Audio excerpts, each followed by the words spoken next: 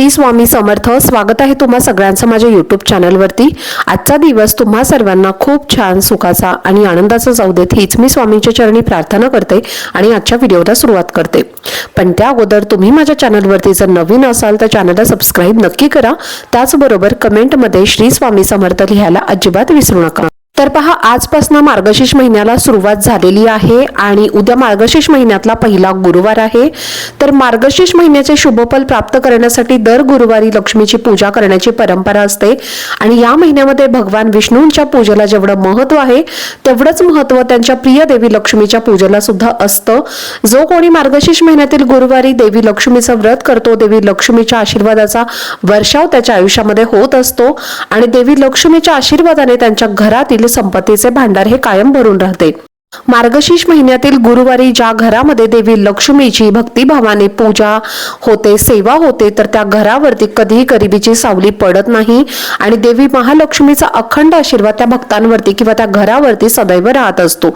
त्यासोबतच आपल्याला या महिन्यामध्ये संध्याकाळी तुळशीजवळ आपल्याला तुपाचा एक दिवा लावायचा आहे। त्यामुळे सुद्धा देवी लक्ष्मी आणि भगवान विष्णू या दोघांचाही आशीर्वाद आपल्या घरावरती कायम टिकून राहतो। त्याचप्रमाणे या मार्गशीर्ष महिन्यामध्ये अन्नपूर्णा देवीला सुद्धा खूप महत्त्व असतं। या मार्गशीर्ष महिन्यामध्ये आपल्याला अन्नपूर्णा देवीची सुद्धा पूजा, सेवा आणि उपाय हे करायचे आहेत। तर आपल्याला आपल्या घरामध्ये कधीही धनधान्याची कमतरता त्यामुळे भासणार नाही। तर आजच्या व्हिडिओमध्ये तुमच्यासोबत मी एक अतिशय प्रभावशाली उपाय शेअर करणार आहे। आपल्याला गुरुवारच्या दिवशी अन्नपूर्णा देवीला एक अशी वस्तू अर्पण करायची आहे। ही वस्तू अर्पण केल्यामुळे आपलं रात्रीतनं नशीब बदलेल आणि आपल्या नशिबाचा भाग्योदय होईल आणि आपलं 7 पिढ्यांचं दारिद्र्य आहे तर ते दूर होईल आणि आपली धनधान्य, संपत्ती, पैसा हा आपल्या आयुष्यामध्ये किंवा आपल्या घरामध्ये कधीही कमी पडणार नाही। तर हा उपाय तुमच्यासोबत मी आजच्या व्हिडिओमध्ये शेअर करणार आहे। त्यामुळे व्हिडिओ हा स्किप न करता शेवटपर्यंत नक्की पहा, जेणेकरून तुमच्यापर्यंत योग्य ती माहिती पोहोचेल। तर पहा, आपल्या हिंदू धर्मामध्ये अन्नपूर्णा देवी जी आहे तर ती एक लोकप्रिय देवी मानली जाते। अन्नपूर्णा देवी जी आहे तर ती माता पार्वतीचाच अवतार आहे आणि या मार्गशीर्ष महिन्यामध्ये अन्नपूर्णा देवीची पूजा करण्याला सुद्धा खूप महत्त्व असतं। ही पूजा केल्यामुळे आपल्या घरामध्ये कधीही धनधान्याची अन्नाची कमतरता भासत नाही। त्याचप्रमाणे घरी बनवलेले अन्न खाल्ल्याने आपल्यापासून आजार सुद्धा दूर राहतात। अन्नपूर्णा मातेची पूजा केल्यामुळे आपल्या कुटुंबामध्ये कधीही अन्नधान्याची, पैशाची कमतरता पडत नाही आणि म्हणूनच आपल्या हिंदू धर्मामध्ये जेव्हा मुलीचं लग्न होतं तर त्या मुलीला जेव्हा ती सासरी जात असते तर तिच्या हातामध्ये आपल्याला अन्नपूर्णा देवीची मूर्ती ही दिली जाते। तर ती मुलगी जेव्हा सासरी जाते तर त्या घरामध्ये अन्नपूर्णा देवीच्या स्वरूपात ती वास करते आणि त्या घरामध्ये कधीही कसल्याही गोष्टीची कमतरता पडत नाही।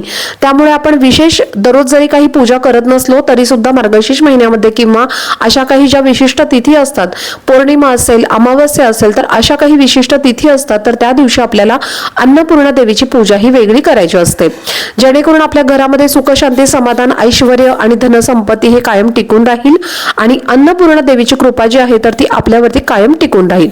तर उद्या मार्गशीर्ष महिन्यातला पहिलाच गुरुवार आहे, मोठा गुरुवार आहे आणि हा उपाय आपल्याला आवर्जून करायचा आहे।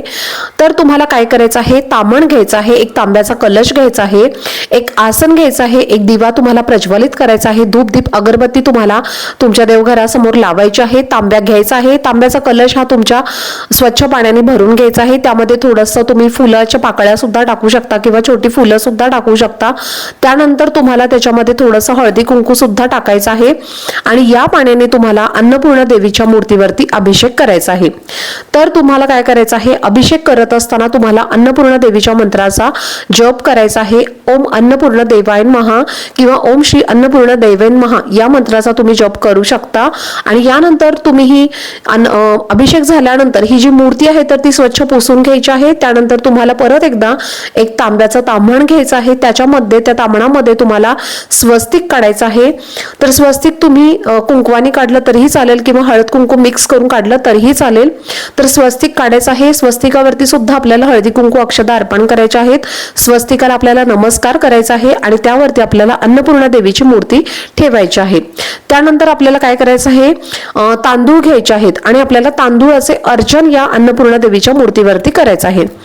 तर आपल्याला अर्चन कसं करायचं आहे पहा, ज्या पद्धतीने आपण कुंकुमार्चन करतो, आपण कुंकुवाचं जेव्हा अर्चन करत असतो म्हणजे कुंकुमार्चन आपण ज्याला म्हणत असतो, तर त्याच बोटांनी आपल्याला म्हणजे 3 बोटांनी आपल्याला कुंकुमार्चन या अन्नपूर्णा देवीच्या मूर्तीवरती करायचं आहे. तर अशा पद्धतीने तुम्हाला तांदूळ जे आहेत तर ते अन्नपूर्णा देवीच्या मूर्तीवरती अर्पण करायचे आहेत आणि ही संपूर्ण सेवा तुम्हाला तुमच्या देवघरासमोर बसून करायची आहे. त्यानंतर तुम्हाला परत शुद्ध गाईच्या तुपाचा दिवा घ्यायचा आहे.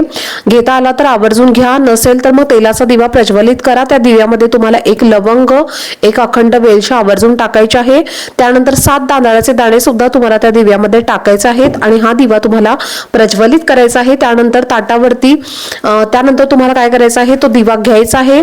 त्यानंतर तो दिवा घेऊन तुम्हाला तुमच्या स्वयंपाकघरामध्ये जायचं आहे आणि ही जी अन्नपूर्णा देवीची जी मूर्ती आहे जिच्यावरती आपण अक्षदा म्हणजे आपण जे तांदूळाचं अर्चन केलेलं आहे तर ती तुम्हाला तुमच्या स्वयंपाकघरामध्ये ठेवायची आहे.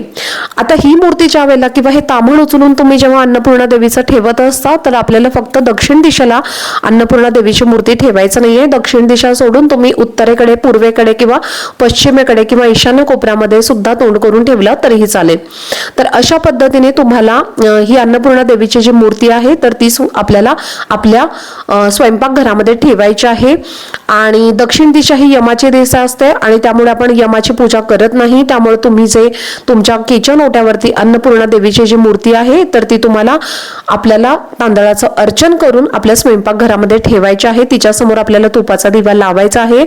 पहिल्या गुरुवारी फक्त तुम्ही पांढऱ्या तांदळाचं अर्चन करायचं आहे. यानंतर हा दिवा लावल्यानंतर जर तुम्हाला अखंड दिवा लावता आला तर तुम्ही तो आवर्जून लावा, म्हणजे रात्री 12 वाजेपर्यंत हा दिवा विजता कामा नये याची आपल्याला काळजी घ्यायची आहे. विजला तर त्याच्यामध्ये पुन्हा तेल टाका, पुन्हा दिवा तुम्ही प्रज्वलित करू शकता. कोणत्याही प्रकारची मनामध्ये शंका भीती न आणता हा दिवा तुम्हाला पुन्हा एकदा प्रज्वलित करायचा आहे आणि पुन्हा तुम्हाला तिथे तो दिवा लावायचा आहे. तर अशा पद्धतीने आपण जे तांदूळ आपल्या अन्नपूर्णा देवीच्या मूर्तीवरती खांद्यापर्यंत अर्पण केलेले आहेत तर दुसऱ्या दिवशी आपल्याला तांदूळ काढून घ्यायचे आहेत. थोडे जे तांदूळ आहेत तर ते अन्नपूर्णा देवीच्या वाटीमध्ये, ज्या ठिकाणी ज्या वाटीमध्ये तुम्ही मूर्ती नेहमी ठेवता तर त्या वाटीमध्ये तुम्हाला त्यातले थोडेसे तांदूळ टाकायचे आहेत. थोडे तांदूळ तुम्हाला तुमच्या तांदळाच्या डब्यामध्ये टाकायचे आहेत आणि थोडे तांदूळ तुम्हाला पक्ष्यांना खाऊ घालायचे आहे. तर अशा पद्धतीने तुम्हाला हा उपाय उद्याच्या गुरुवारी करायचा आहे. सांगितल्याप्रमाणे मार्गशीर्ष महिन्यामध्ये अन्नपूर्णा देवीला विशेष महत्त्व असतं आणि घरामध्ये अन्नपूर्णा देवीची मूर्ती नसेल तर गुरुवारी आवर्जून तुम्ही अन्नपूर्णा देवीची मूर्ती खरेदी करून आणू शकता आणि तुमच्या घरामध्ये किंवा तुमच्या देवघरामध्ये स्थापना करू शकता. त्यामुळे आपल्या घरामध्ये कधीही अन्नधान्याची, संपत्ती आणि पैशाची कमतरता भासत नाही.